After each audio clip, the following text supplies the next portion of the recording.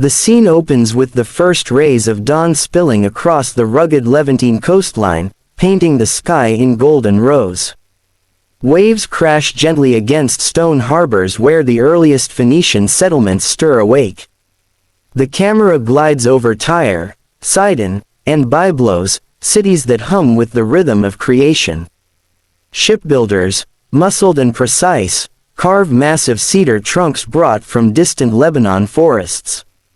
Sparks fly from bronze forges as craftsmen hammer tools, ornaments, and anchors that will travel across the known world. We follow a young apprentice rushing through a maze of workshops, carrying purple-stained fabrics, the precious dye extracted from murex shells, handled with sacred care. Women weave intricate patterns on looms while merchants weigh spices, metals, and exotic goods. The air is alive with market voices, animal calls, and the creaking of rising masts. A storyteller speaks of a people without a vast army, yet destined to influence continents through trade, culture, and ingenuity.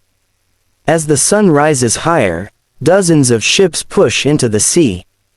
The camera sweeps upward, revealing a civilization born not from conquest but from the boundless horizon of opportunity.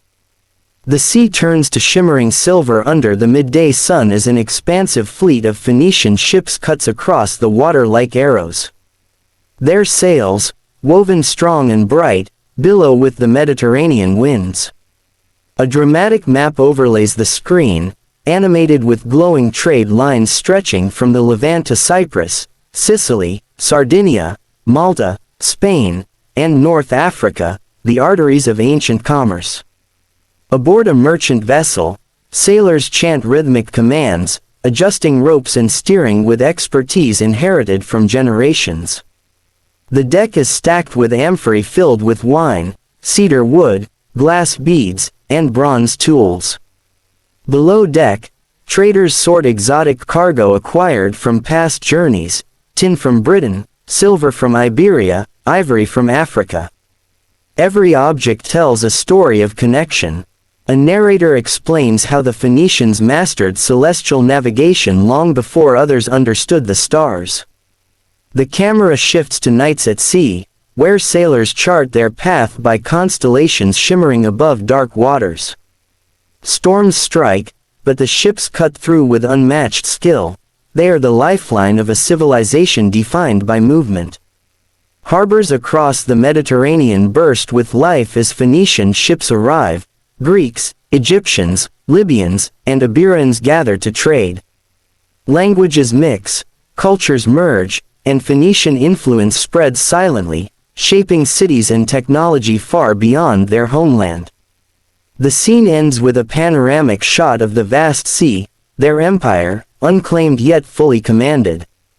The scene fades into a dim, torch-lit workshop where the air is thick with the metallic scent of crushed shells and heated tools. Workers stand over stone basins filled with thousands of murex snails, each one a treasure.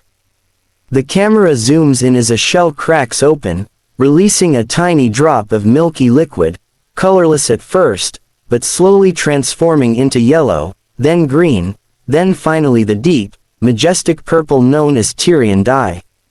This dye is more valuable than gold, reserved for kings, emperors, and gods. The narrator reveals that producing even a small amount requires hundreds of shells, months of labor, and a secret process guarded for centuries. The workers stir the mixture carefully, avoiding the toxic fumes rising from the vats. Cloth is dipped slowly, absorbing the color that symbolizes power. The scene transitions to palaces across the world, Assyrian kings wearing purple robes, Egyptian nobles trading gold for Phoenician dyed fabrics, Roman elites bowing before emperors draped in deep violet. The dye becomes a political symbol, a marker of superiority, a code of status written in color. Back in the workshop, the final cloth is lifted from the basin, glowing like wine in torchlight. The master dyer inspects it with pride. This single piece will travel across the Mediterranean and command a fortune. The camera pulls out to reveal mountains of shells piled outside the workshop, evidence of the enormous effort behind a luxury that shaped ancient economies.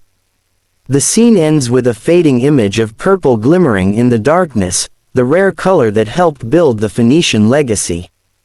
A sweeping aerial view reveals Carthage at its peak, colossal stone walls, bustling markets, and the iconic circular naval harbor shining like a polished mirror. The narrator explains that Carthage began as a humble Phoenician colony but grew into a titan of the ancient world, a city whose influence rivaled empires. The camera pans across the military harbor, where hundreds of warships sit in perfectly organized docks carved into stone. Carpenters hammer repairs, soldiers train on the decks, and commanders strategize over maps.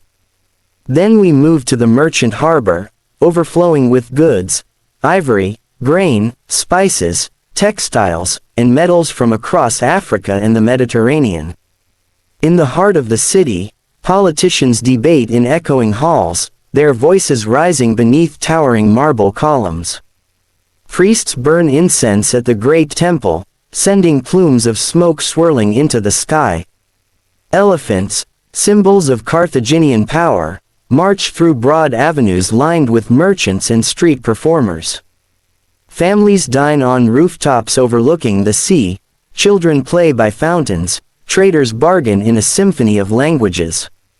Carthage is a melting pot, a hub of culture, wealth, and engineering brilliance. But shadows of conflict loom. Rival powers, especially Rome, look upon Carthage with envy and fear. The narrator hints at future wars, the flames of destiny waiting to ignite. The final shot shows a Carthaginian ship leaving the harbor, its sails catching the wind as the city glows under the setting sun, a rising star unaware of the storm ahe. The scene opens with a single clay tablet under a flickering oil lamp.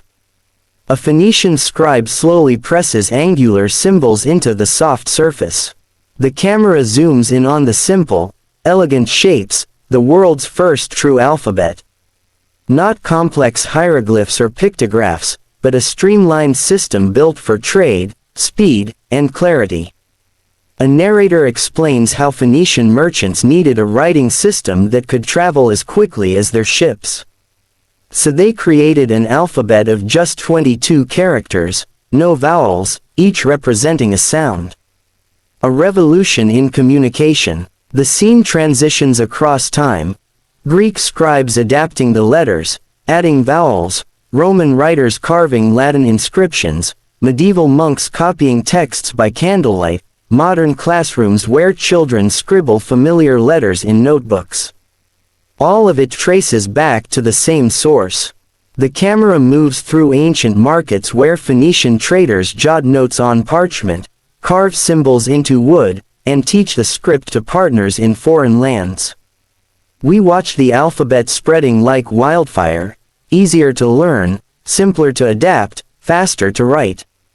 In a montage, the alphabet travels from scrolls to printing presses, from ink pens to keyboards and glowing smartphone screens. A Phoenician character transforms into the modern A, B, C, showing the astonishing continuity of human communication.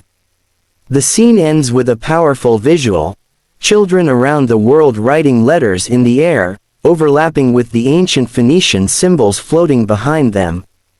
The narrator declares that even though their cities have faded, the Phoenicians left humanity its most enduring gift, the written word we still use today.